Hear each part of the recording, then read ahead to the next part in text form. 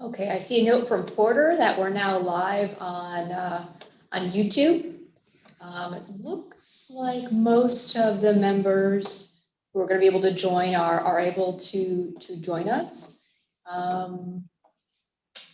Bart, should we go ahead and start the meeting? Should I read the regular one page? Sure, go for it. Oh, there we go.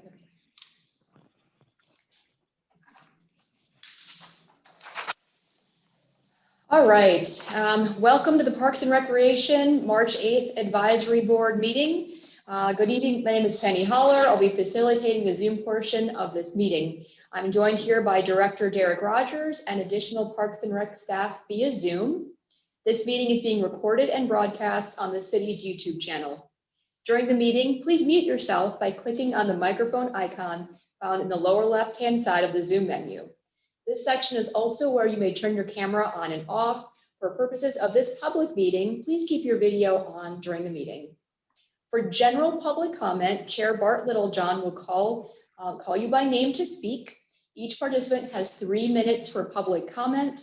After public comment is over, you're welcome to stay on the call if you would like. For comment on specific agenda items, Chair Littlejohn will call you by name after the staff presentation. Each participant has 3 minutes for public comment. Board members will then continue their discussion. Also, as a reminder, please state your name and title each time you speak. And if a vote is necessary, the chair will capture votes from each advisory board member separately by roll call vote. With that, I would like to turn the meeting over to Chair Bart Littlejohn. Thanks, Penny. And just to go ahead and get us started, I would like to go ahead and call this meeting to order. And if you haven't had a chance yet, could you go ahead and review the previous meeting's minutes? I believe that was the February 8th meeting.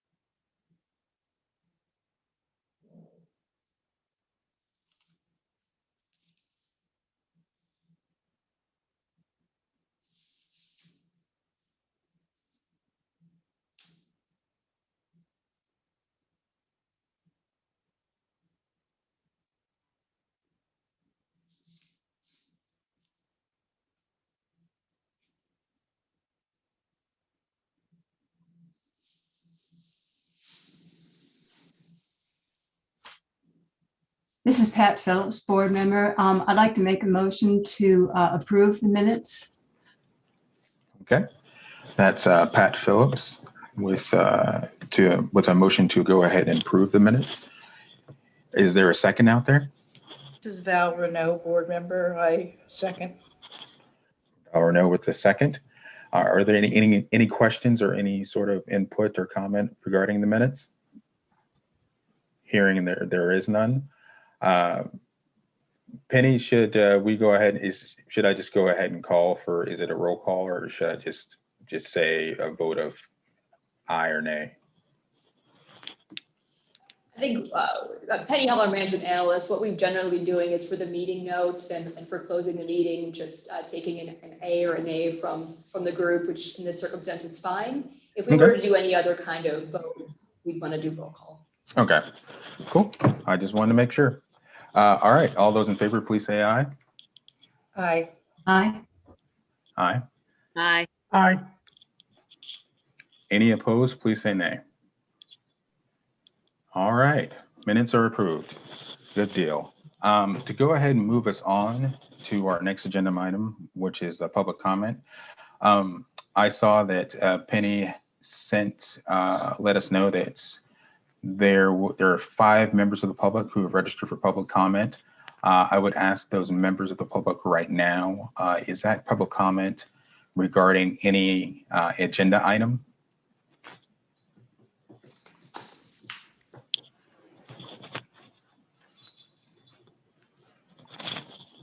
Penny, do you know if those members of the public are on the call right now? Or? I do. I see. So Mr. Dennis Daly, could you go ahead and please let us know if you have general public comment for us tonight, or if you would like to speak on a particular agenda item?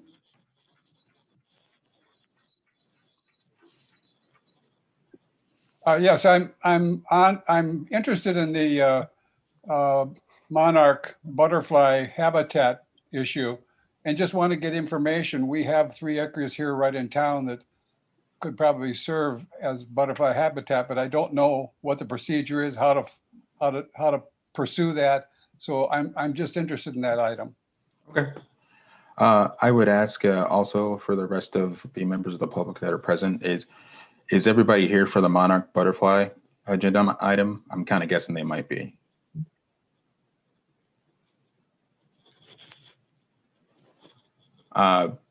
Regardless, it's the first item on the agenda, so we're going to go ahead and move into it anyway. So, but that's my best guess here. So we'll go ahead and move on to that item.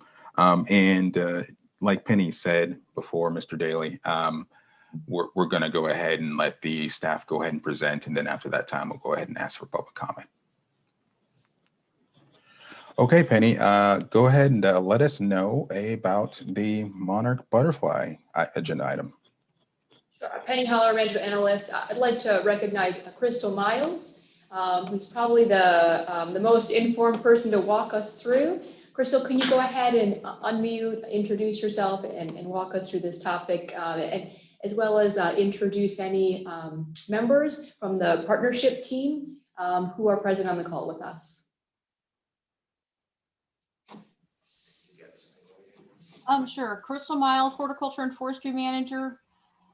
We have been asked to participate in a Monarch, sorry, my computer is singing to me, Monarch Butterfly Habitat project through with Michael Houts through some research that's being done at KU, and to provide some sites across the city. And these are large open field sites, basically grassland areas that would be turned into habitat for pollinators. So he has created a presentation and maps to show the areas that he was most interested in, and it is distributed across several acres and areas across town that were chosen by their committee. We made different recommendations, and we have also put together a budget where the city would participate in funding some of that, both in kind and through some project money.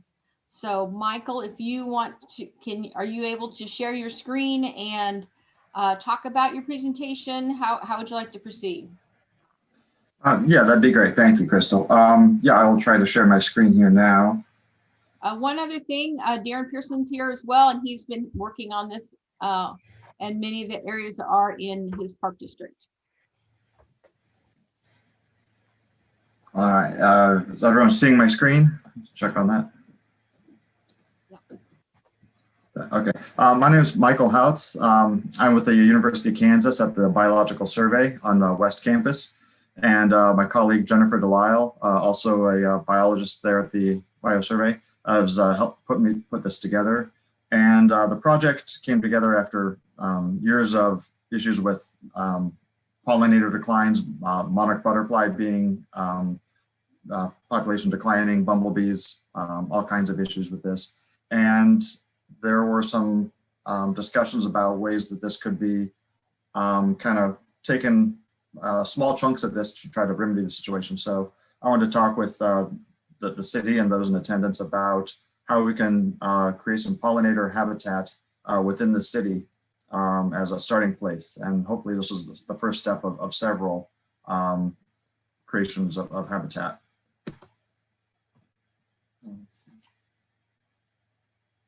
There we go. Just as a brief overview, obviously the tallgrass prairie once went from the Dakotas through Texas as a basically unbroken sea of grasses. And over the last, decades, hundreds of years, that has been broken up into cropland, and much of the grassland that was there is turned into basically monocultures of brome and cool season grasses. And even the native areas have become grass dominated by grasses, and all the diversity of wildflowers in them that supported these pollinators and other insects have kind of gone away. And as the flowers went away, so did all the insects.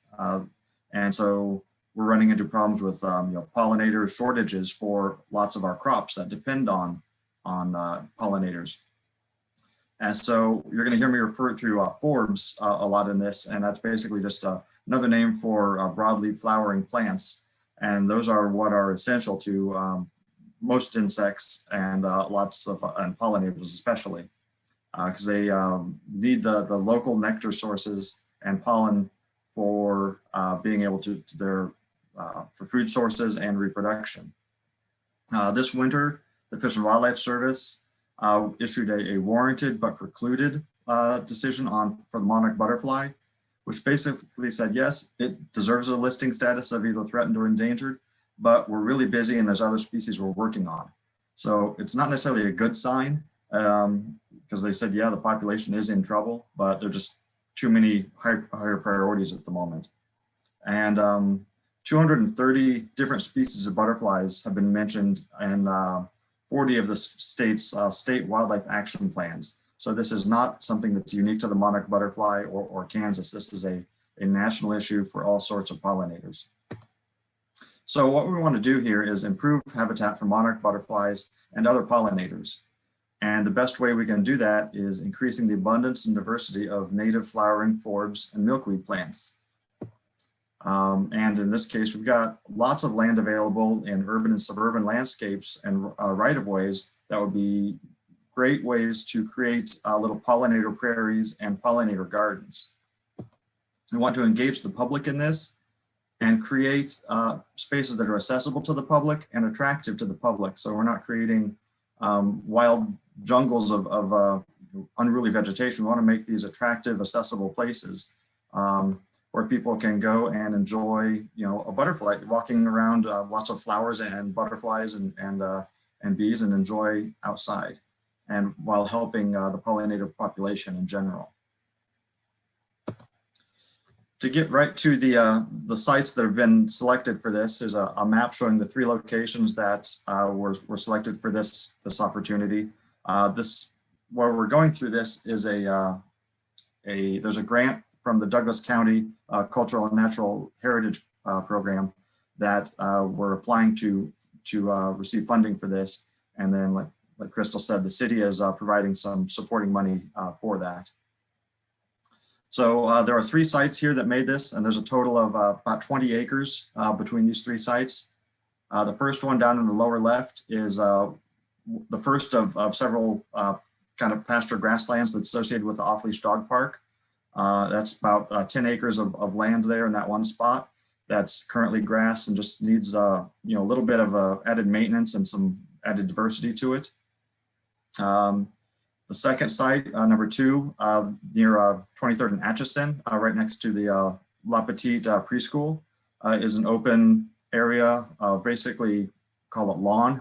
It's just suburban grass habitat there that the idea is to replant that as actually kind of more pollinator gardens. And then the third site is up in Northwest Lawrence at the Rock Chalk Park in the trail system. On top of the hill, there's a nice area that could be reseeded with additional flowers to fill those in. So those are the 3 sites, and now I'm going to go through kind of each site in general to give a little bit of overview of this.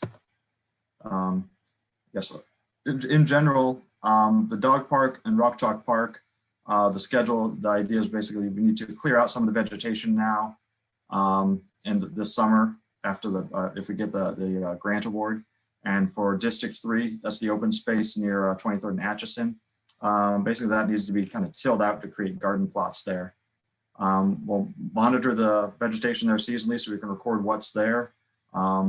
And then do some maintenance on the sites, going through, removing trees. Maybe I'd like to need to burn them this fall and then seed them over the winter so the seeds have a chance to work their way into the soil over winter and are ready to take advantage of the first bit of warm weather and nice wet soils in the spring to get going. And for all of these sites, we're going to plant a mixture of 12 to 15 native wildflowers in them and enhance that with some seedling plugs to kind of help get it jump started with some actual plants and help see some instant results, because normally restorations take 2 to 3 years to take off for the seeds to really get going and outcompete some of the local vegetation. We want to put signs in each of these sites to complement the plantings, to kind of inform the public about what's going on, the plants that are there, the benefits it creates, and as well as some links to a website that would give them ideas if they wanted to do something like this in a corner of their yard as well, because it doesn't need to be large spaces. There's actually a lot of science that shows some of the smaller gardens are more productive as far as helping butterflies because there's less insect predation than in wild areas. The first site, the Mutt Run Dog Park out by Clinton Lake. You can see the parking lot there in the upper left of that image.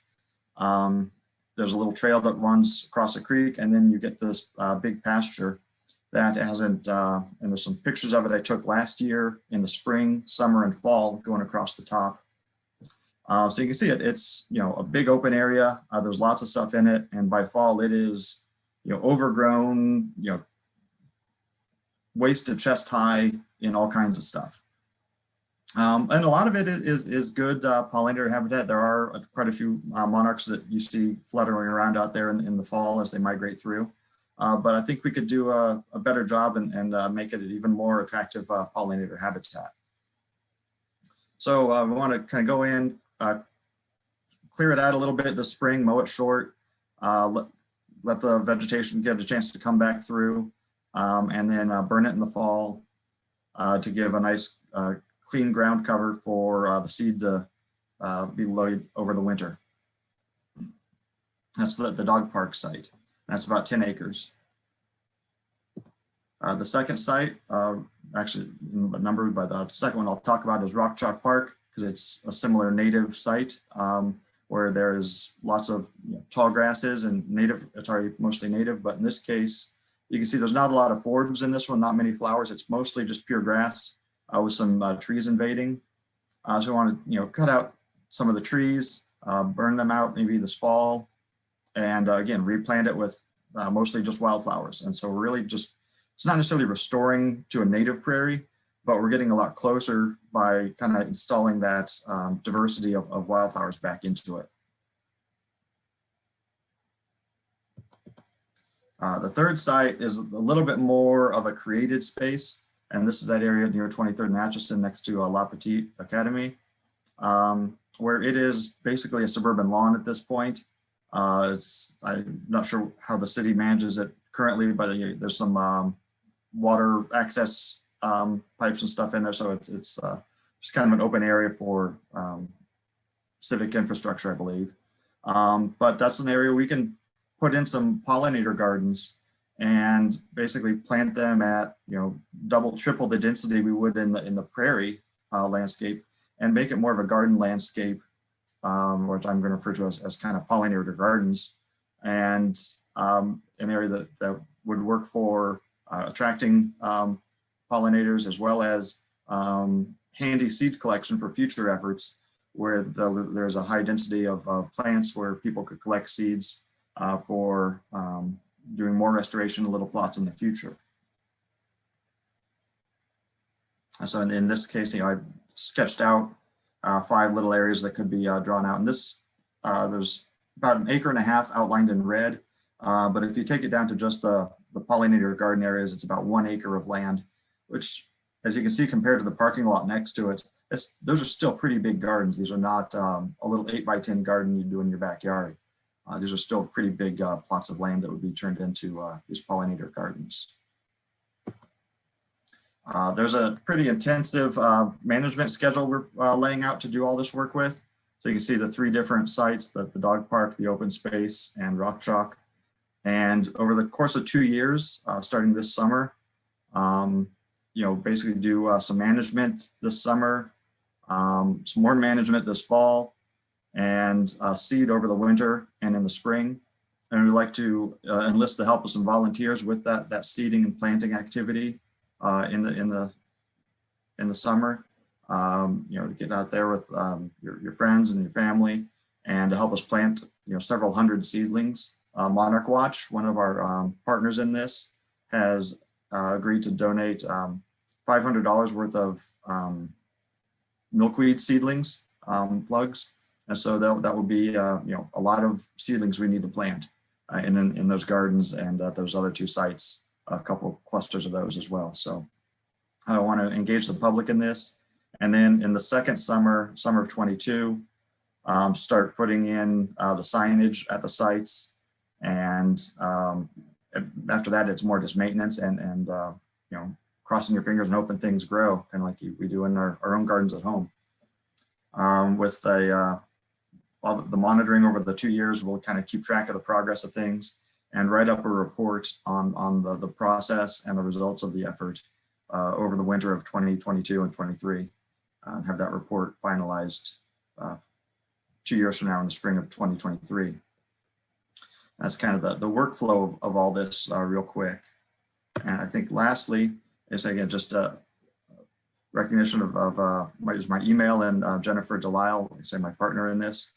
And then the people who have agencies and work groups that have contributed to helping make this plan come together. The proposal through the Douglas County Natural Cultural Heritage Grant is actually due this Wednesday.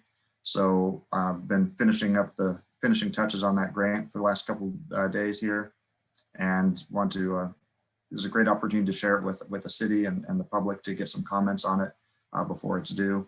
But look forward to hopefully getting the grant awarded and starting this work this summer. And with that, I'd be happy to discuss this with any questions with the city or the public. Thank you.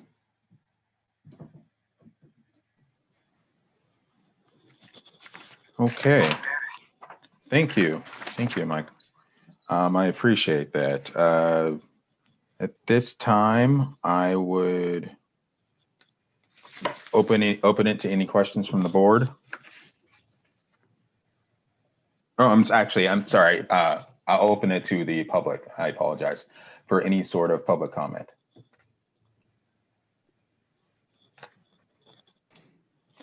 I believe we had Mr. Daly who wanted to comment, and then I think we had another member of the public join. So okay, Mr. Daly, would you have any public comment? And I would remind you that public comment is up to 3 minutes. I guess maybe I'm here mistakenly. It sounds like the sites have all been chosen and everything is on its way. So I was here just because I was curious about the possibility of using our 3 acres at 19th and Haskell for a monarch habitat. But it sounds like this project is on its way and I'll have to think about other options. Okay, yeah, it's actually looking at the outline that Mike provided us. You might go ahead and contact Mike because it looks like they have supplemental options once these 3 have been approved or that they've been reviewed. You might be able, I'm not sure, but you might want to talk to him about adding those potential sites. So because I would doubt that he would turn away from them. Yeah, no, if I could address that just briefly. So on the slide I've got up now, these are a number of the sites that we were all initially considering. So there was quite a few that were talked about to begin with. And you mentioned 19th and Haskell. Yes, we live at, I live at Robert Miller home, and there's a 3 acre plot in back of that property that now is in grass and brome. But I've always wanted to like clean it up and turn it into something like a monarch habitat. But I don't know whether it's an appropriate site, or I'm not sure where things are at with this project. This is, I guess, hopefully kind of something that would kick off lots of ideas like that around the town. So, myself or Jennifer or a number of people would probably be happy to come take a look at it and give you some suggestions on that. That's one of the things that the signs we want to put at each of these sites would do is, connect people to some websites and references of a lists of plants and maybe how to prepare a site and things like that. So Okay, I think it'll be done. I'll be in touch with you and maybe we can set something up. It'd be great. Thank you. Thank you. Thank you, Dennis. That's awesome. And Penny, who was the other person for public comment? Give me 1 second. I'm trying to change my screen here. Exit full screen. There we go. Yes, I see Mr. Hank, so I can pronounce this correctly, Garisco. If you'd like to go ahead and unmute. Okay, great. Yeah, this sounds like a great project. I do want to, you probably are aware of this, but if you go on the city's website, their list of noxious weeds include milkweed, dogbane, which is listed as dog bone, and a bunch of native plants. And I think it's high time that we revisit the city rules and regulations concerning what noxious weeds are, because there's such a big effort for pollinators. It's in direct conflict with the city's current policies. So I know friends of mine have put in a garden, monarch garden. I want to do similar things. And we've ran into some resistance from the city coming out and saying, well, that's just a weed. That's nothing, all this stuff. So we had to really, I think it's time to revisit that as a community to revise all those listings of what's a noxious weed for the city of Lawrence. Just wanted to throw that out there.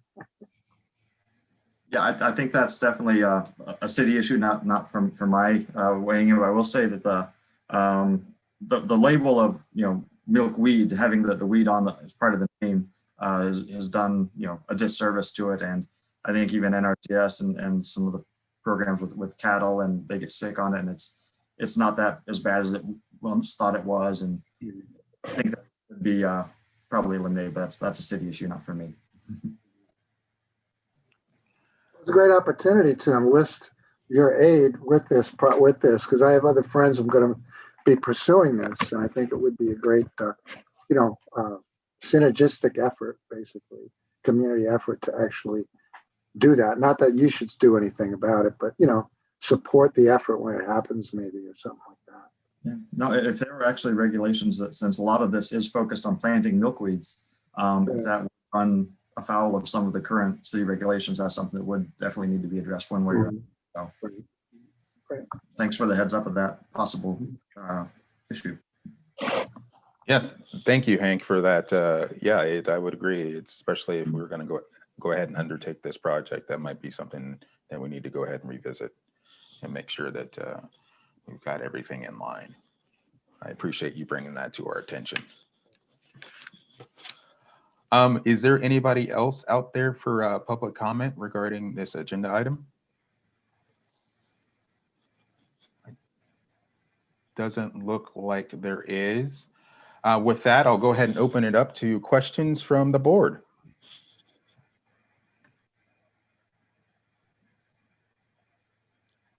Hi, this is Amber, board member, Amber Nickel.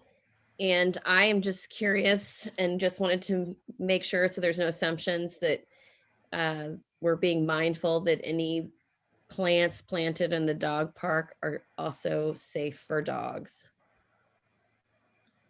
That's a good point to double check. Let's see, go through one more here. I think most of the spots in the dog park, I'm out there with my dog a lot. So I've got pictures from past years out there like this. For the most part, the dogs just walk around the perimeter with their owners and are not that often crisscrossing through the middle of it and stuff. But I think we definitely want to make sure they're not noxious to dogs as well. So I'll put a note to double check the any toxicity about these. So, thank you. This is John, Nalbandian board member. If Crystal's still there, maybe she could tell us a little bit about the regulations.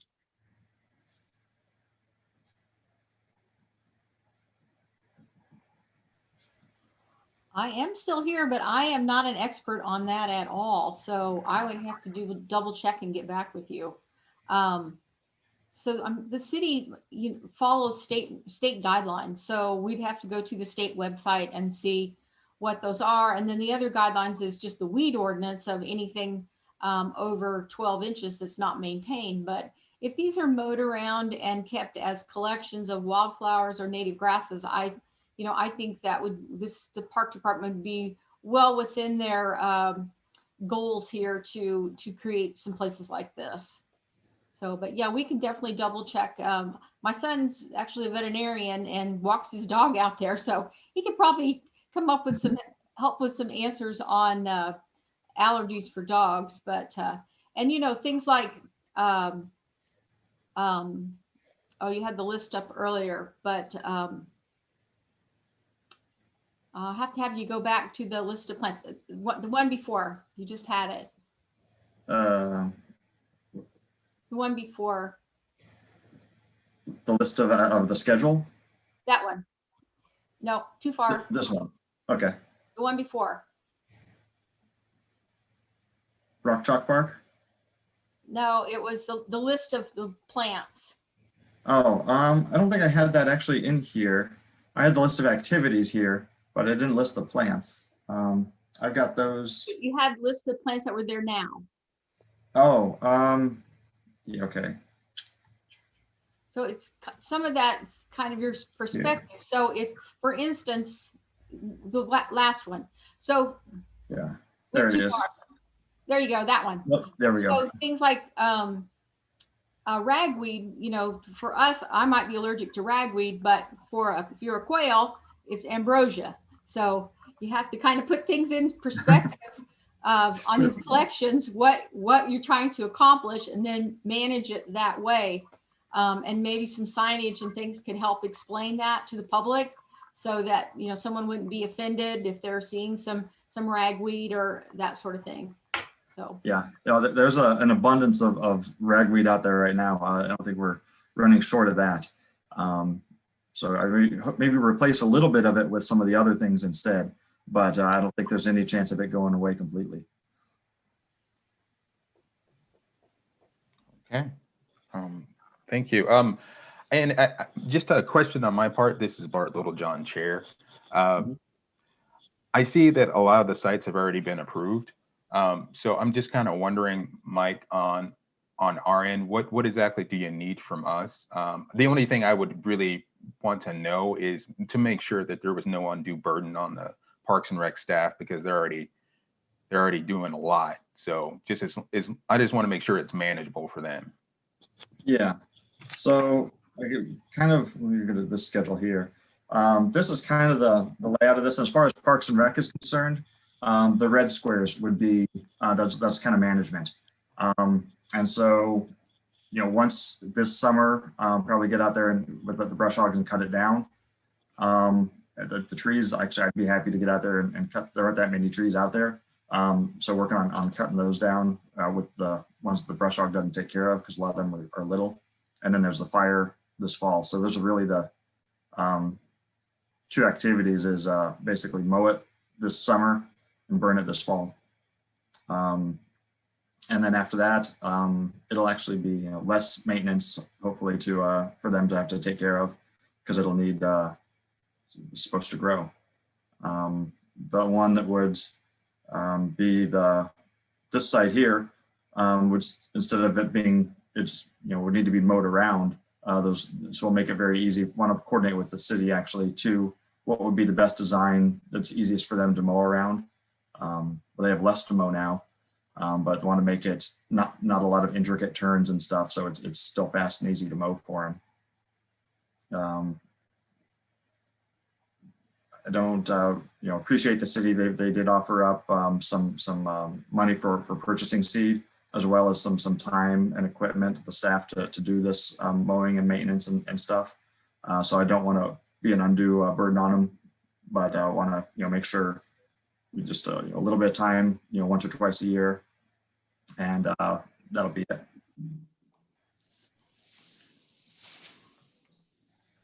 Thank you. I just want to go ahead and check and see. So yeah, no, I think the email, the letter I got talked about hours of time and equipment and stuff. So I don't think it's already been quantified, I guess, how much time is going to be used. It's just a matter of when, and we'll definitely work with the city to make sure it's in their schedules and fits okay.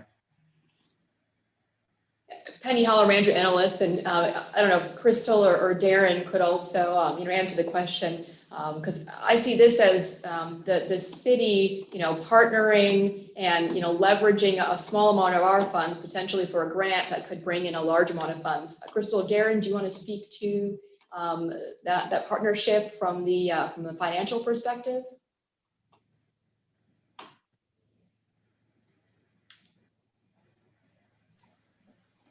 So we put together a project, Crystal Miles, horticulture and forestry manager.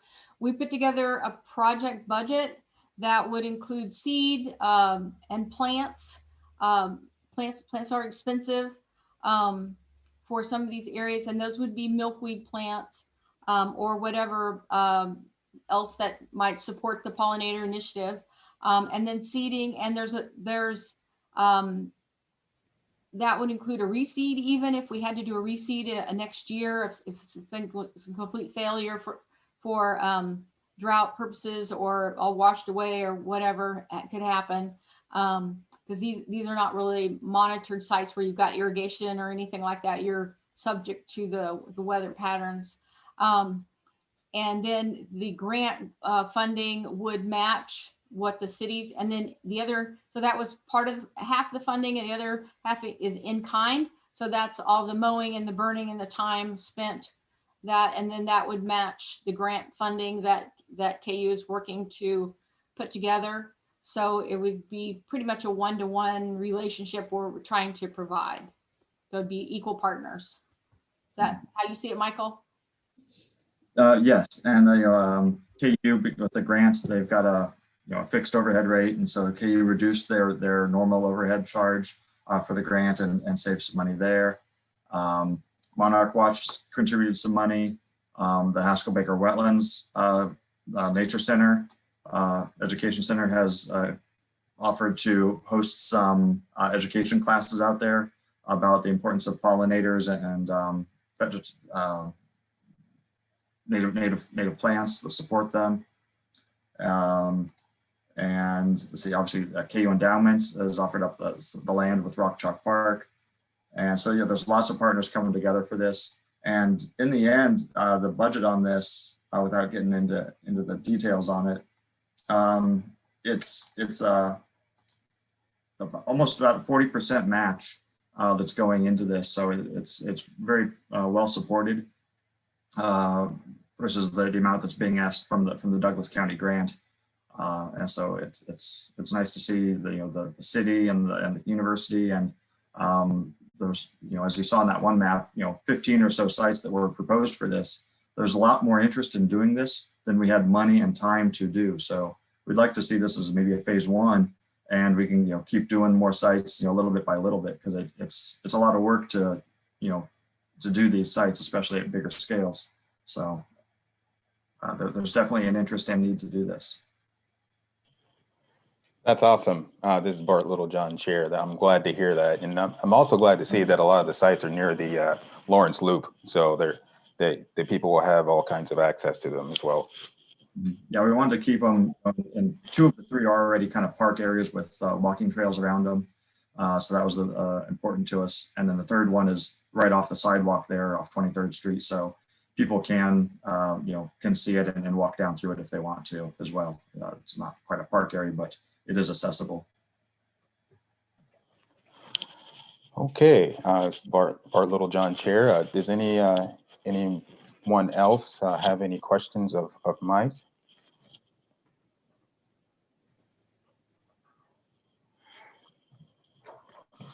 Okay, I'm not hearing any. Penny, is there anything that you need? I see one Okay. gentleman with public comment with a hand raised, so Okay. defer to you, Chair. Okay. Yeah, thank you for that, Penny. I believe it's Hank. Did you have additional comment? Well, I just wanted to, make sure that when the city maintains this, they're not going to use Roundup or anything else like that around these areas, right? I mean, that would be counterproductive, right? Yeah, I think the vegetation out at the dog Rock Chalk Park, that's more just need to cut it back and help give them the wildflowers some space to grow. The only spot that would need to be cleared would be the one off 23rd Street, and I think because of its proximity to the preschool next to it, I'm guessing that would be more just a get in there with a mechanical, till it out and scrape it. We don't need to herbicide that whole thing. There's other methods to do it, whether it's tarping or things like that. So that's kind of the city's property, but I'm guessing that they would not want to grow more things there. So that's a good question, Hank. Thank you guys for being able to answer that. Penny, do you need anything from us regarding this? Penny Holler, Ranch Analyst. No, I believe the purpose of this was just to kind of talk about the project, update the board about the sites, the partnership efforts, potentially the grant funds, and really to bring it to your awareness and get these kind of questions looked at. So this is not something that's requiring a vote. Although if there's further information you like, definitely let us know. This is something, as I think Crystal mentioned, and Mike also mentioned, that we're looking at to start in sort of a phase one. And if this can go well, could be something that we look at further. Absolutely. And I think it'll be a tremendous opportunity to go ahead and get volunteers on it as well. From what Mike was saying, there are a lot of people who are really interested in it. So if we can go ahead and find a way to incorporate people and in that capacity, I think it'd be great. As an added comment, if there is a time for this, I'll say I was at a meeting recently and I discovered the city of Manhattan, just to our west a little bit, is doing a similar project through their city parks department. And so we had myself and the parks manager there had a nice discussion about this, and about, in time, as this kind of gets some momentum, this could really, spread across from, Lawrence and Manhattan and, other Northeast Kansas towns to create lots of little prairie pollinator patches within the cities, but also, getting out into the rural landscapes in between with all the pastures, trying to put some wildflowers back in the pastures as well. Still keeping them as either hay fields or grazing, but just adding some diversity back into them, which is actually better nutrient wise for the cattle as well. So it's just a matter of the effort and the public awareness of the availability of those options. Thank you for your presentation, Mike. We really appreciate it. If there are no further questions, I'll go ahead and move us on to the next agenda item. Hey, I think I might see one hand raised. Okay. Jackie Becker, Vice Chair. Sorry Thank about you all that. for bringing this forward to Parks and Rec. I have a pollinator garden in my backyard, actually, and so it's great to see that we can put this in a larger format for community access for all to use. My one question would be back to Parks and Rec. In terms of the whole pulling the milkweed off the noxious weed for the community, is that something where Parks and Rec can do a push with the city, or does that have to go exclusively through City Commission? Does anyone know that?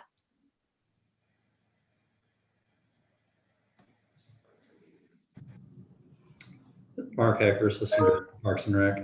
I would have to find that I don't think it's in city ordinance, so I'd have to find where that's listed and see what mitigation process we'd have to go to. I've never seen that, so I will try to find it on our website. I bet it's a state thing. Yeah, I'm not aware of it being listed as a noxious weed anywhere, but Well, it is for the city of Lawrence. It is. There's a state 12 recognized noxious weeds at the state level, but then there's also about 50 weeds that are listed for the city of Lawrence that are considered noxious weeds, and they're enforced only if somebody complains. If there's a neighbor that complains, then they'll come out and actually do this. I know some people. It depends on where you live in the city too. Someone out there, dandelions. Oh my God, they had to get rid of all the dandelions that they had in their yard, even though they're edible and delicious. So anyway, there's a lot of issues with that, which would be nice to explore. That's another issue, but there's definitely two regulations. One actually with the state, which is mandated, the 12 noxious weeds, which they're undergoing now under the Department of Agriculture now. The weed czar is basically, instead of legislature doing that, they have a 13-member advisory board, including Craig Freeman, et cetera, on that. And but then there's also the local, Lawrence regulations, which concerning lawns and things like this.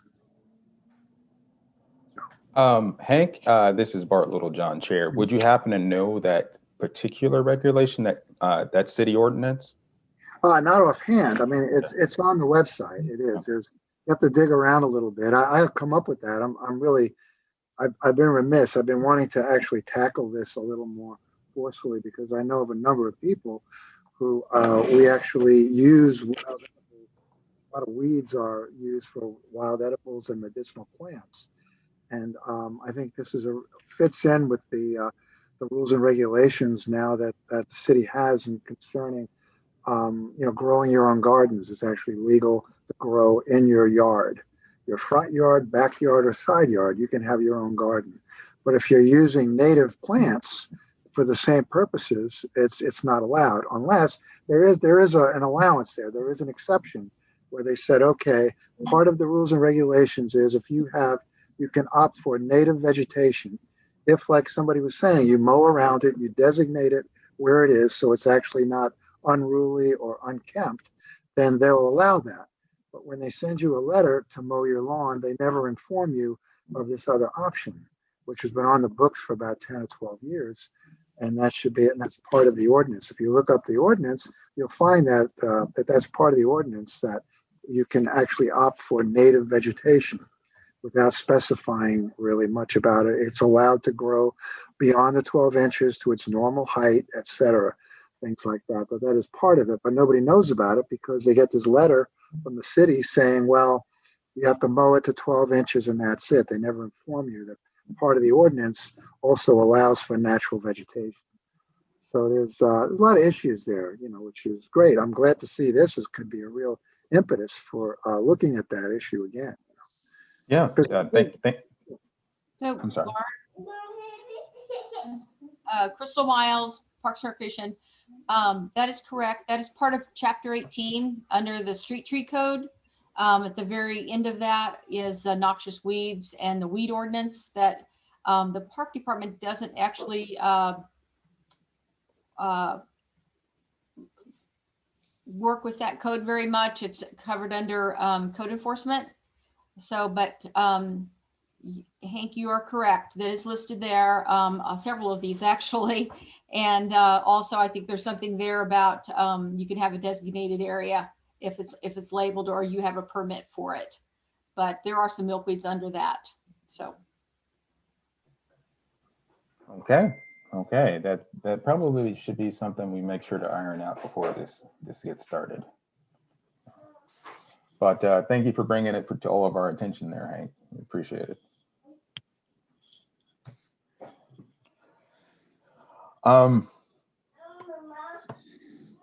Did we have anybody else with comment? I didn't want to leave anybody else out. Penny Hallerman, analyst. We had additional people that registered for public comments, but apparently chose to not join the meeting. So okay. I think we are, if the board's discussion is wrapping up on this topic, you're free to move along if you would choose. I would just verify with Hank that he doesn't want to speak on an additional topic on the agenda. Yeah, I'm sorry about that. I apologize. Hank, was this the only agenda item that you wanted to comment on, or was there another one? No, that's it. Okay. All right. Thank you for your comment. I appreciate it. All right.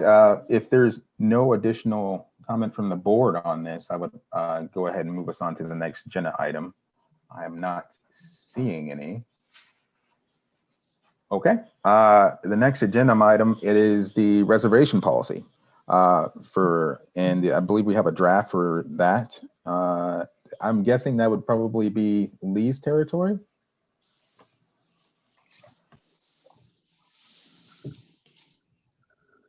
Yeah, that probably would fall under the recreation. Lee Ice, Assistant Director of Parks and Recreation. First of all, I want to thank staff.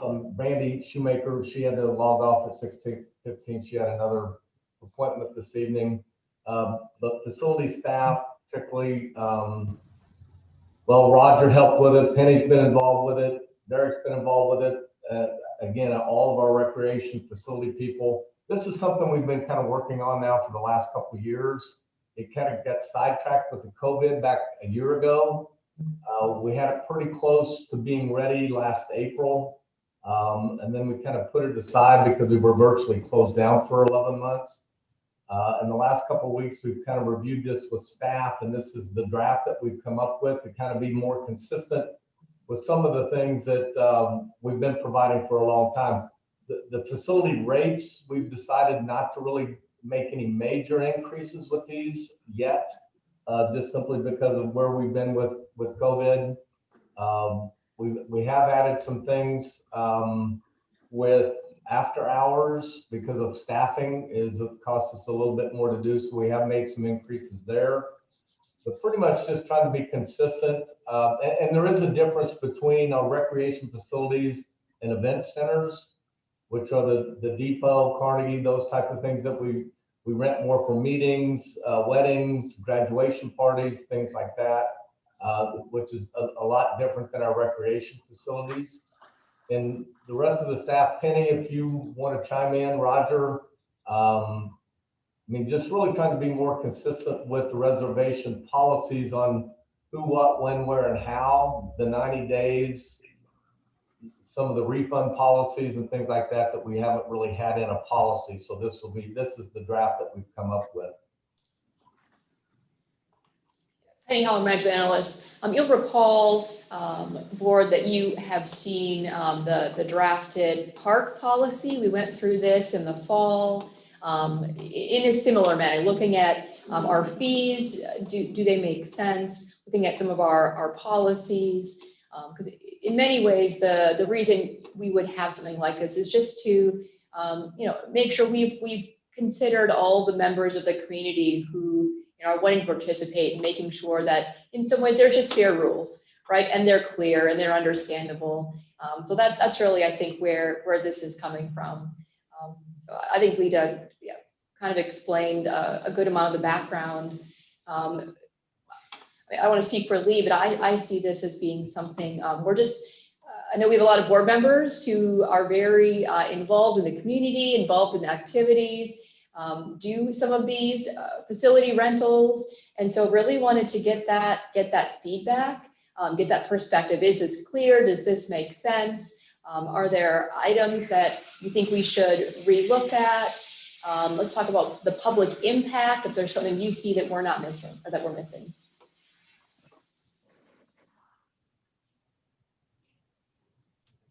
Okay.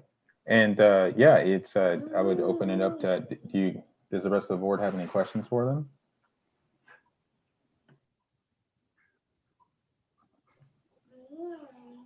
A question I might have, just to go ahead and start us off, Bart Littlejohn Chair, is the fees themselves. I just wanted to make sure they're comparable to any town our size in terms of recreational rental rates and things of that sort. Absolutely. The facility staff has looked into areas, whether it be Shawnee County, Johnson County, Manhattan, other parks and recreation facilities in this area. So it's very comparable to what everybody else has right now. Okay, good deal. And I did see as well on there in terms of the setup questions. We had it as the facility being able to close down at 11:30 and the reservation going to 11:30. I was just wondering, and this is nothing regarding the information out there, but have we ever had any problems with getting people out of there, or have they been pretty good about getting out of there before time?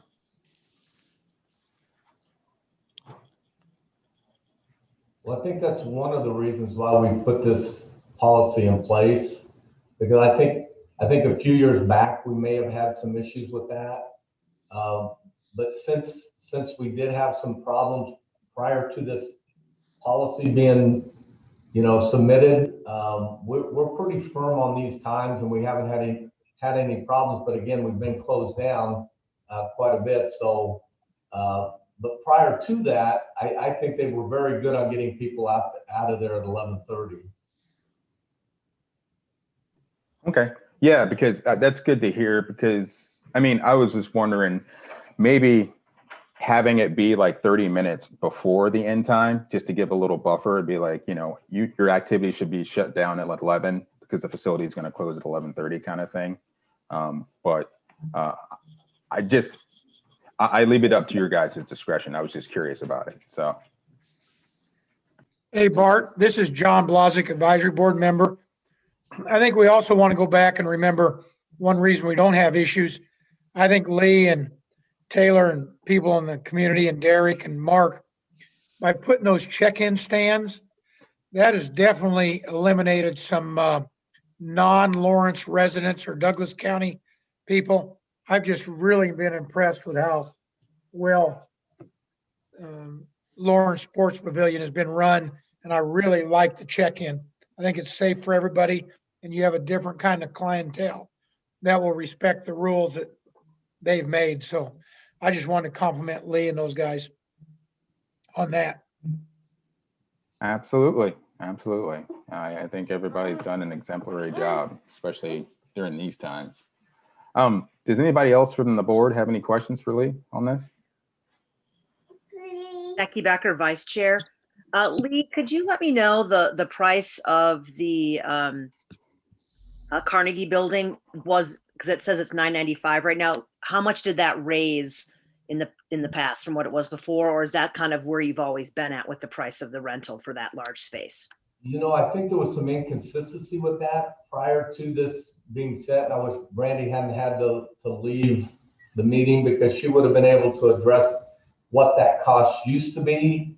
But I think because of what it's being used for, how far out they have to plan sometimes for these weddings and large gatherings, I think it's pretty reasonable comparative to other sites throughout the community. It's still probably cheaper. We did come up from where we were, I think, in the past. And if Derek, if anybody knows, I don't know what the cost of that was before, but we did have to come up a little bit on that. Derek Rogers, Director of Parks Recreation. I want to say it was $900. So I think it went up just under 10%, or right about 10% for a full day rental. Yeah, that's a very equitable price for the community, definitely, compared to a lot of private rental spaces of that size. So just throwing that out there. Thank you for that.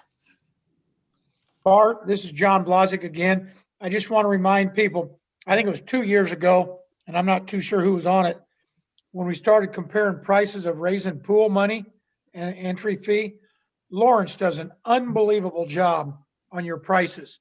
I mean, we can't do it for free, but our pool prices are cheaper than everybody.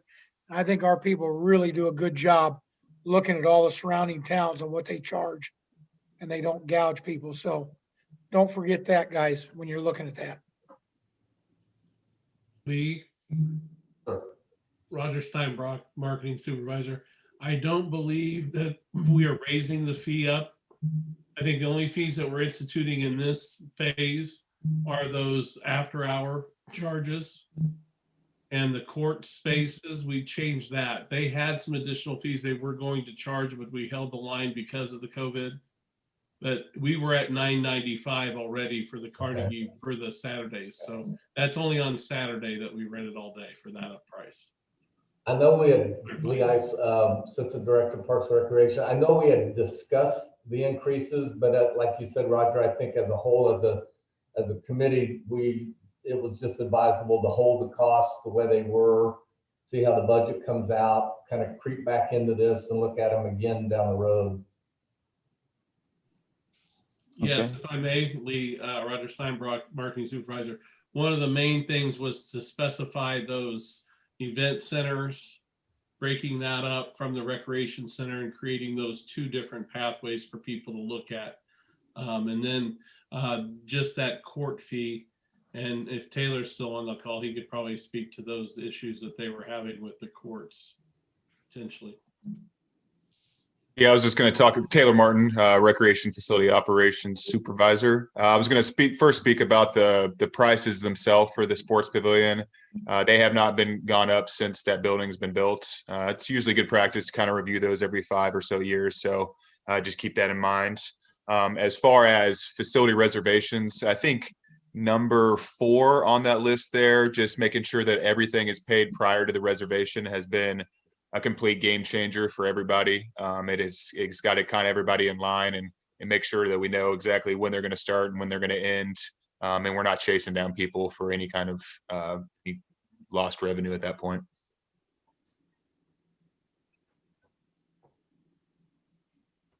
This is Bart Littlejohn, Chair. Absolutely. I would agree. It's when people have to put their money behind it, things change.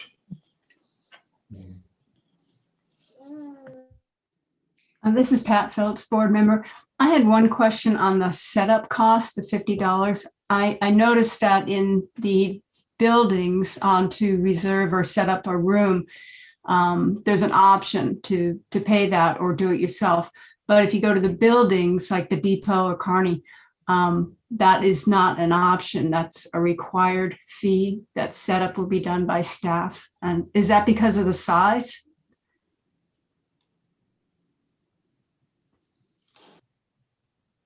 I don't have the answer to that, Pat. I'm sorry. Again, Brandy would have been able to answer that. I know we had that option before. I have a feeling it has something to do with the maintenance part of it. And it was something easier for us to say, we're just going to set up all the time instead of picking and choosing who sets up and who takes down. So I think they just made it as a straight setup fee. But I could be mistaken on that. Roger Steinbrock, Marketing Supervisor. Pat, I believe it also had to do with just access to the facility prior to the event, because a lot of those things are like they get them at the morning and they should be set up so they can come in and then make the arrangements for the day. A lot of times they're wedding receptions and those types of things. But I think it's really about access to the facility because it's not staffed normal hours. So. Okay, thank you.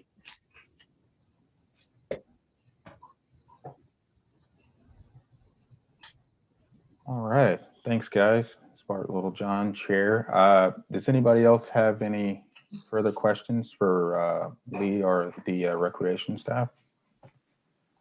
This is Amber Nickel, board member, and I'm just curious for my education, why are like the shelters and stuff not in this group? Penny Holler, manager on this. So we actually have a separate policy, or not policy and fees. That it probably looks fairly similar to this that we did present to the board in the fall.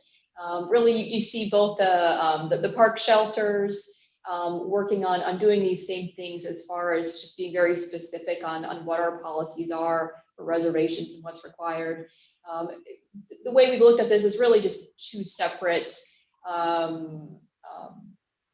approaches. In some ways, it's also about who administers this. So generally, the administrative office in conjunction with the park staff, tends to focus more on the park shelter and special events, whereas the event centers, that's where, Taylor Martin is your expert on court stuff. So some of this is just a result of who kind of focuses on these items. But at the same time, we have been waiting to, release these together because I think we've identified for the public, they really don't see any differences. So having, all the policies come out at the same time and all the fees come out at the same time and have that be hopefully understandable and simple is the outcome we're trying to achieve with this. Amber, Roger Steinbrock, Marketing Supervisor. One of the other reasons is the shelter season is April 15th through October 30th. We don't have every shelter in town is not rentable. We rent certain ones that you can actually reserve it. There's like 12 of them that we reserve, I think. And then there's a number of them that we don't reserve because they're smaller shelters in some of the parks. So there are some shelters in town, people just go on a first come, first served basis as well. But it's really about that time frame, number one. And then number two, we recently did do, like Penny was saying, restructuring where we did kind of move those over to a park and then administrative staff kind of overseeing the shelters. Thank you.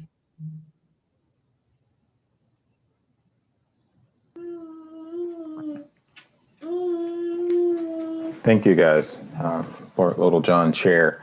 And also additionally, as part of that, I probably would add that we're probably going to revisit the whole, not just the fee, but for Rock Chalk, but in terms of access, because that kind of got waylaid by the pandemic a little bit, in terms of security and things of that sort. So that's probably on the future agenda down the road once it opens up more and people are allowed to attend without, I'm trying to find the word for it, precaution.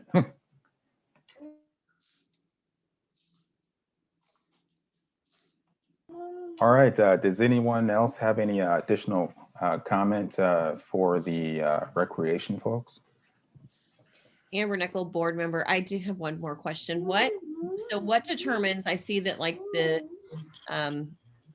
depot, I'm sorry, which one?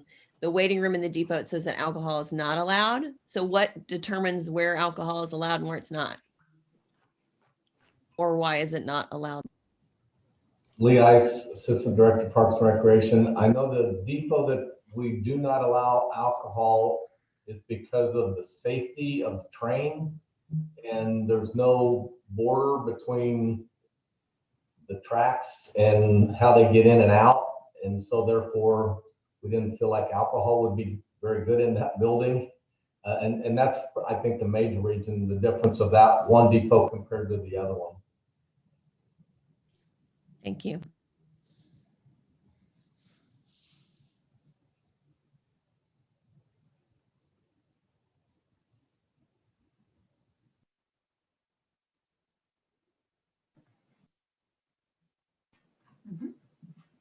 Sorry about that, guys. I'm just doing a little double duty here. Yeah, thank you for that question, Amber, and thank you for that, Lee. I just want to go ahead and give us a little bit of time as well. Does anyone else have any additional questions out there?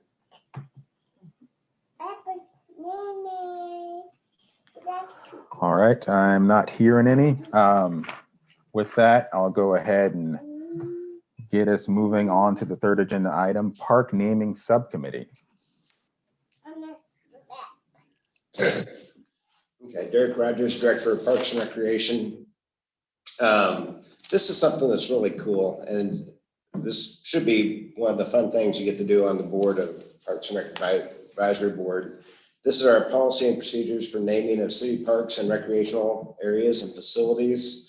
What I've done and what we're looking for is a task group to work with Roger Steinbrock on developing a policy from best practices from other cities on how they go about their policy and procedures for naming parks.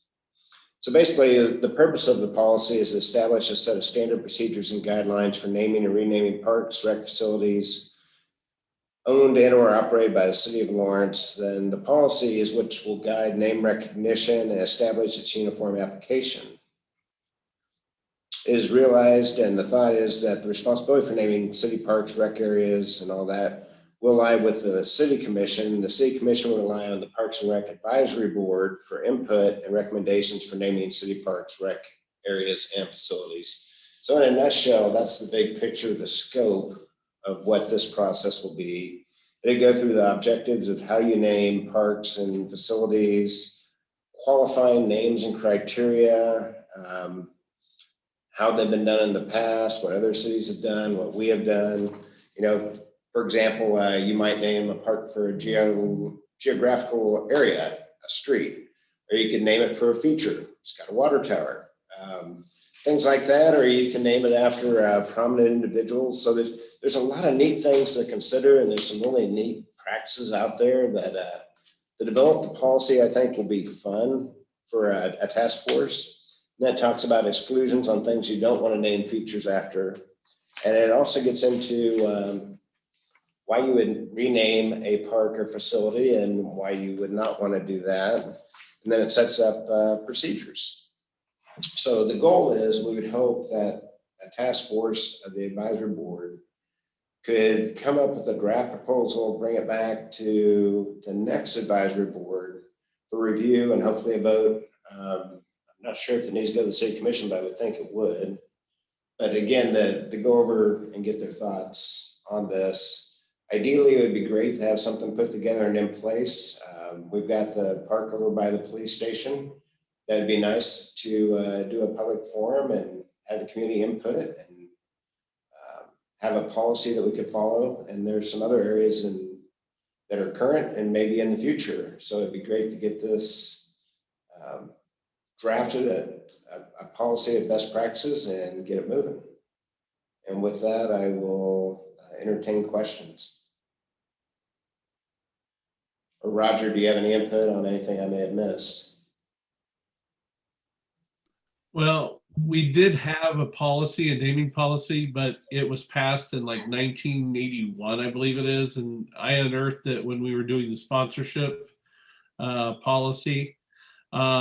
And so I don't know if we're going to have to replace it. We're probably going to have to because it's on the books and it was passed. So we'd be modifying it instead of making a new policy. We'll probably have to redo the ordinance and run it through the city commission at some point. So. Thank you. This is John Nalbandian, board member. And Derek, you said that there would also be involved in checking with other jurisdictions, see what they're doing, right? Derek Roger, Parks Recreation Director. That is correct. I have pulled together some of the best practices from about 3 to 5 different cities, but this task force is welcome to explore anything we may have missed. But I think there's some really cool things out there that other communities obviously had run into problems and go, oh, we got to solve this. And so hopefully we can learn from their lessons and get a good policy out there. Amber Nickel, board member. Curious again, what was the timeline? Were you wanting this draft for the next advisory meeting or board meeting? That would be great. And if you do work a subgroup meeting, you can work with Roger or whoever's appointed from the advisory board. The next advisory board, I believe, is April 12th. So it gives you some time to get a couple meetings in. I wouldn't think this would take a lot of time, unlike some other things that are really time consuming. This one, hopefully it should be pretty simple, and Roger can help direct you if you need some extra resources or some things to look at. Roger, what are your thoughts on timelines or number of meetings maybe? Yeah, well, it really depends. I mean, I think we'll all know better after we first assemble and kind of go through things with the folks. You know, when you were saying April, I think I indicated in your office a little bit ago that it was, you know, it'll be challenging, but it can be done. I think Derek Rogers, Parks Recreation Director, if you need more time, then obviously take as long as you want. But ideally, it'd be nice to have something done by the summer and start to engage. Well, I know, Penny, I'm up for the April meeting with sponsorships to revisit that. Isn't that correct? We tentatively, Penny Holler, manager analyst, we tentatively had the board kind of do a refresh and a review of sponsorships, I think April, May timeframe, so. Right. Well, what if we, if we don't get it, we can shift it. One of those can go to May if that's possible. Because it'll be the Rogers show next month, and you don't want that. This is Bart Littlejohn, Chair. No, we don't. Absolutely not. How far along are you guys on sponsorship? Because if you guys are really close, we should probably go ahead and do that one first.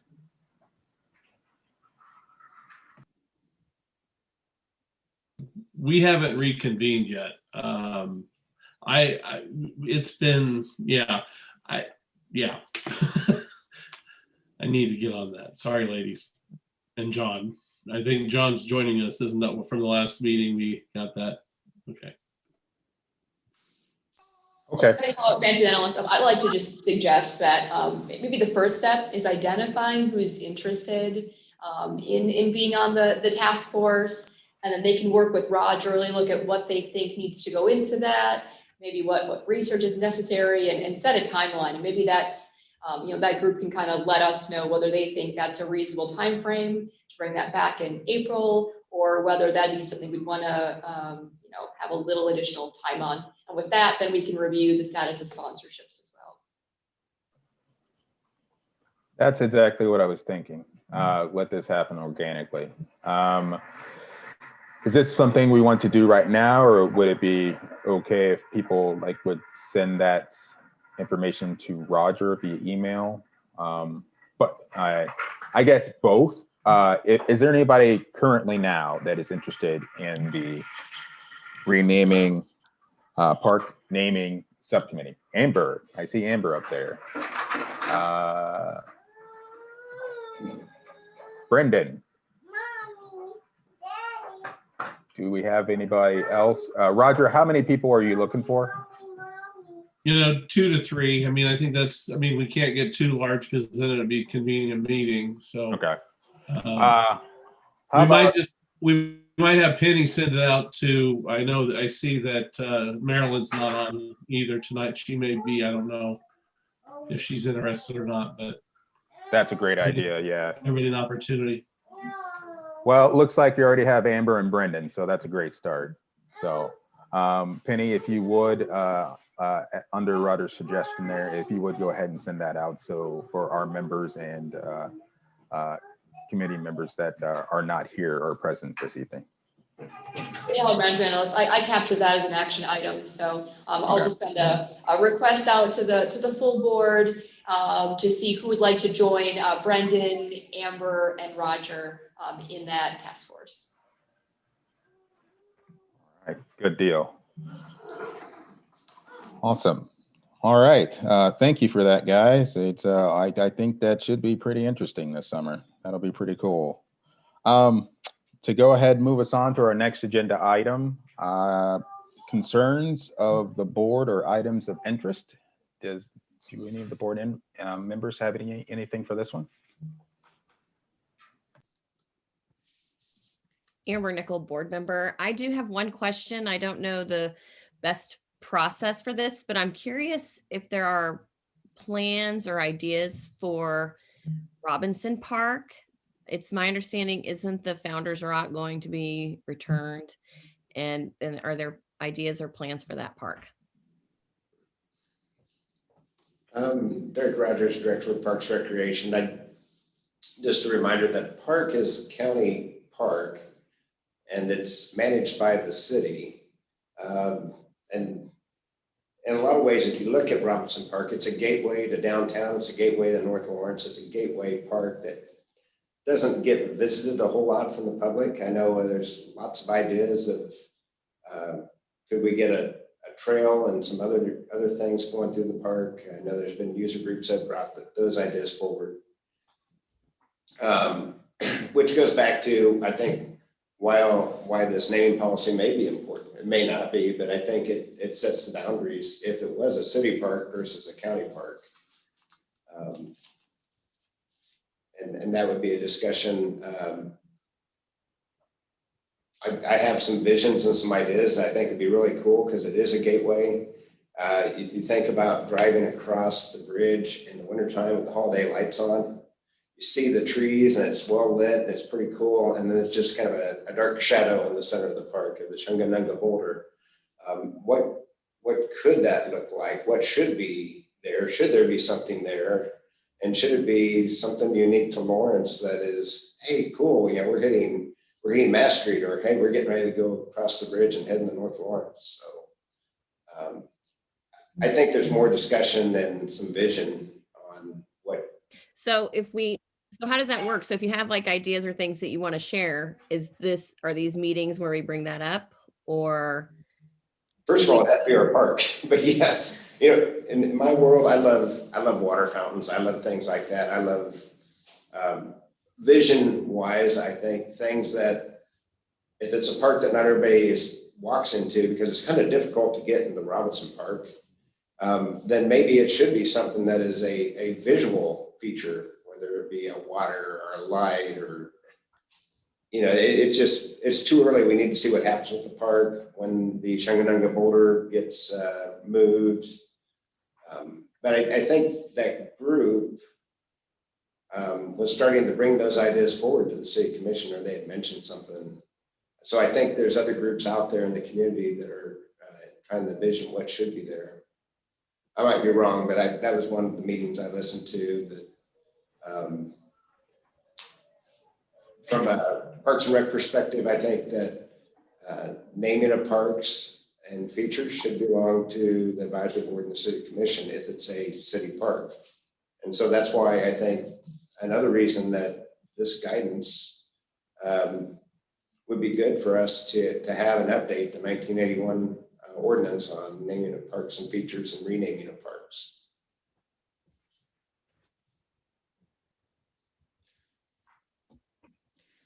So I think it's too premature to start talking about what could be in there. And I would like to go ahead, this is Bart Littlejohn, Chair, to go ahead and piggyback on what Derek is saying, just for Amber as well. The group that Derek was referring to is between the Rock and a Hard Place. Dave Lowenstein, along with member of the Kaw tribe, came in last year, I believe it was either last year or the year before, to go ahead and give us a presentation about the initial stages of the process of, that the tribe was putting together a letter to go ahead and send to the city to formally state, quote unquote, their claim on the rock that, was part of their heritage that unfortunately has taken a journey away from, where it was originally to where it is now. So I envision that group, being so integrally a part of the tribe itself, being a part of this process, and part of, in terms of naming. I mean, it would only, make sense that to go ahead and include them since they've done so much work and brings attention to it, and also, getting that notion before the city so that the city could go ahead and vote on, someday returning the rock to the tribe. Now, the city is still trying to figure out that process, but I just wanted to go ahead and piggyback on what Derek was saying and give a little bit of background on it. Thank you. And what was the name that I got the between a rock and a hard place, but what was the gentleman's name? Dave Lowenstein. I can't remember his partner, who is actually, I think she is higher up in the tribe itself. I can't remember her name right off, but both of them came in for a presentation. It was either a year ago or 2 years ago for the Parks and Rec Advisory Board. Thank you. And they do, you can find them on the web. They do have a website that's pretty active as well.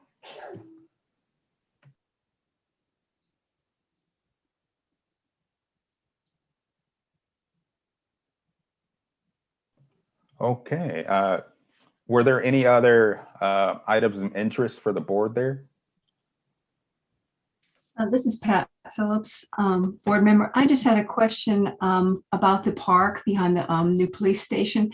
Is that mostly set up, Mark, this will probably go to you, for the community to access to the walking trails to get to it?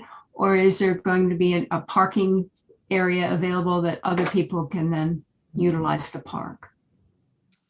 Mark Hecker, Assistant Director of Parks and Rec. Currently in the master plan, there isn't a parking area. I would anticipate if we did full build out of the master plan, you'd probably need a parking area for a shelter, but that would probably be really late in the park development. So the initial development that I see is one we've kind of put the trails through. We're looking at improving playground type features and then maybe fitness equipment along the trails. So we have that noted in the CIP for, I can't remember what year, I think it's 22. So trying to develop that, but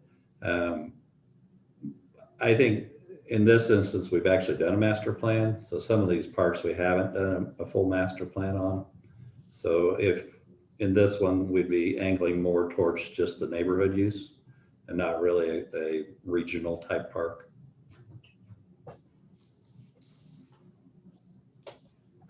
Thank you.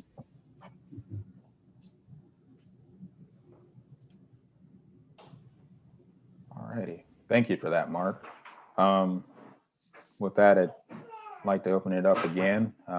Does anybody else have any further items of interest out there? Penny Holler, management analyst. We received an email kind of question from a board member regarding the status of the sheltering programs that the city has been operating during COVID. And so we thought it'd be helpful just to kind of give the full board sort of an update on that. If that's helpful, this is probably the right time to bring that up. So just for everyone's kind of base understanding, I think we covered this before, but currently the city is operating and Parks and Rec staff are focused on supporting Camp Woody, which is the temporary campsite. That program is scheduled to end this month, so it's March. That program will be ending. The second program is the one that's managed by the Lawrence Community Shelter. That is also scheduled to be ending on April 1st. So as folks leave the hotel that day, or ideally before then, they're transitioning on to other shelter. And then the third program, which is the temporary winter shelter that Parks and Rec staff have been involved in, that actually ended on March 6th. And I know there's been some questions on details and sort of, kind of the big question of what happens next.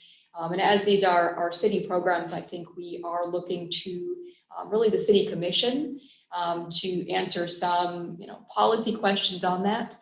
So we can really speak to the Parks and Recreation role in that. It looks like those three programs will all be coming to an end around the end of the month. I'm not sure, Derek, did you have anything else you wanted to provide for an update? I say that Base Launch Center, the showers for people that need showers available are still available Tuesday and Friday from noon to 3. The winter shelter began on December 23rd and the last day was Saturday, March 6th. We're still looking at some things there, but basically it was set up for a non-congregate setting. And obviously, I would think most of you read the news story in the Journal World if you have questions. The Lawrence Community Shelter overflow was at a different hotel. They had approximately 70 guests, I believe it was. That ends on March 31st. The Camp Woody, we've been working with Bert Nash and continue to work with them and try to get the best outcomes for the the guests that are staying in the tents as we start to wind that program down. I think Penny did a pretty good job on the update, and if you would like, we'd entertain questions.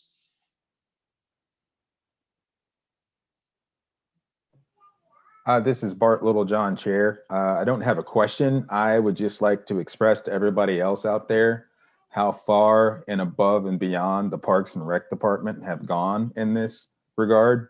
The camp itself is in the Pinckney neighborhood, and honestly, they've kind of melded into the environment. That's how well it's done. I really have been impressed with the professionalism, the care, and the amount of detail that they have spent in making this an environment for people that sorely needed the help that they did, and to go ahead and help them transition to housing if they so wished. So I know it didn't affect a lot of people, but I thought that they did an excellent job in doing what they did.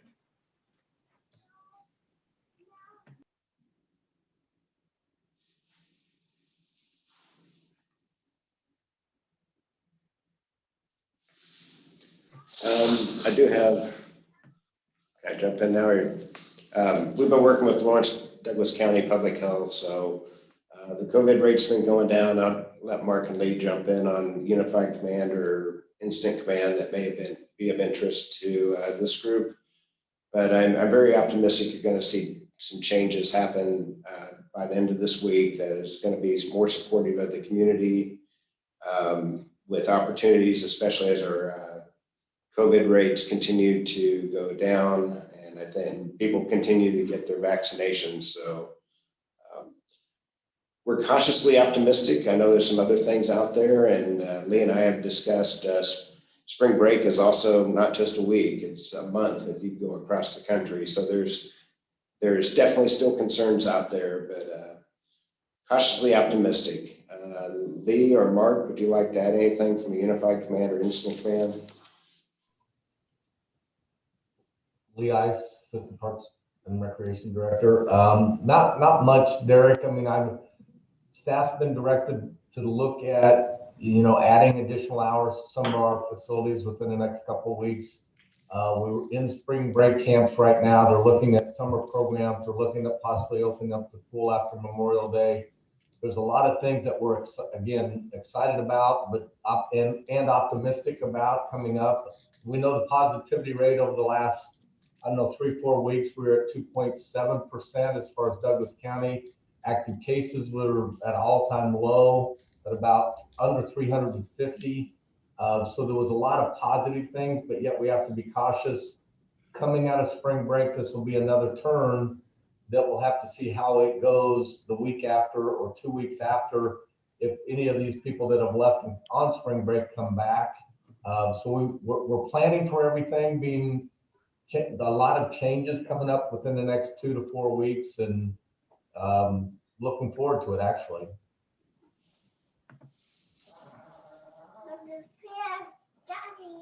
Thank you for that, Lee.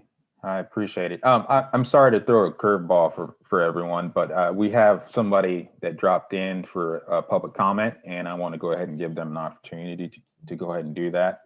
I believe it's Thad Holcomb. Are you still on? Yes, I'm on, but I'm sorry, I'm rather late. I didn't know the policy. I was just coming in because I understand you're going to discuss the grant that you received for pollinators. Is that correct? Yes, we did. Unfortunately, we did it earlier, and I believe the person that was discussing that, Mike Gone, I'm not sure if he's on. Is he still on, Penny? Penny Holler, manager analyst. No, Mike Houts was, I believe he left the call after we wrapped that conversation. But your choice, it might be appropriate just to make sure we're facilitating public comment to go ahead and if the board is open to that, open up 3 minutes of public comment. Absolutely, absolutely. I just wanted to check and see if Mike was on there, just in case he had an opportunity to provide additional information. Michael Allman, or was it Michael? Well, anyway. Thank you. If I could make a couple of comments. First of all, I'm just so pleased that the Park Rec has received this grant, and I think it's, now some may say it's not of great significance, but I think it's a step in the right direction. You know, we're talking about health, and the health of the pollinators is the health for us all. And I just want to know, I'm really here representing LETUS, the Lawrence Ecology Team's United Sustainability. It's an interfaith group of 8 different faith communities, Muslim, Jewish, Catholic, and Protestant.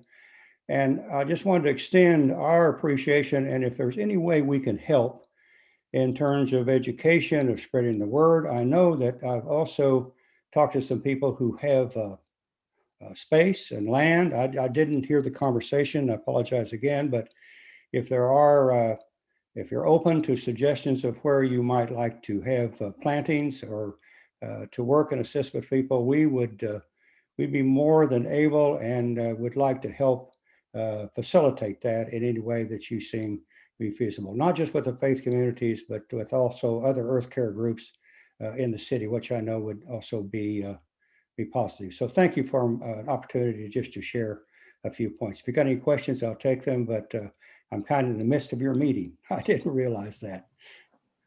Oh, no, thank you for that, Thad. What I would do is, if Penny can go ahead and put you in touch with Crystal Miles and Mike Gone. Mike was the one that gave the presentation today. I know that they have their initial 3 sites that they were concentrating on, but they had additional sites that outside that if they, you know, opportunity presented itself, they would like to go ahead and incorporate it. And I would think you would be great for that conversation in terms of, you know, kind of spreading that out. Okay, thank you much. I did see that on your agenda, that description of the grant, et cetera, and I'll follow up on that. So thank you for letting me disrupt things a little bit. Appreciate it. Absolutely. Thank you for coming, Pat. Appreciate you. All right. Think we're on to the staff update, aren't we, folks? I'm not sure. Would you be the one going over that, or would it be somebody else? Penny Holler, Manager Analyst. There was a written staff update attached to the agenda. I'm not sure if Derek or Mark or Lee have any items that they would like to add on to this, or Roger or Crystal.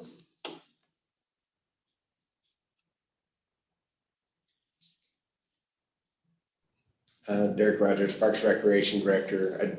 I just wanted to bring an update. Roger and I do have a scheduled time to meet with LMH as we continue to, during the COVID, try to pull things together and get back and forth to get with them as we try to work on our agreement with LMH on sponsorship.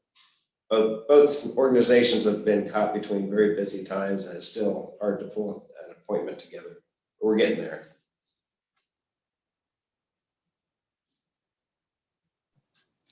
Thank you for that update, Derek. Yeah, we can readily understand that. It's a little bit of a busy time for everybody. But if that is it for the staff updates, I will go ahead and let you guys know that our next meeting is Monday, April 12th at 5:30 p.m. And if no one else has anything additional to add, I would entertain motions to adjourn.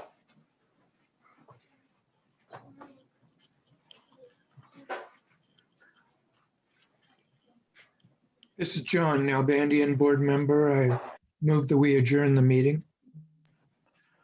Oh, it's John Nalbandian with the motion to adjourn. Is there a second out there? Amber Nickel, board member. I'll second the motion. Okay, Amber Nickel with the second. I would gather that there wouldn't be any sort of comment or question about it. All those in favor, please say aye. Aye. Aye. Aye.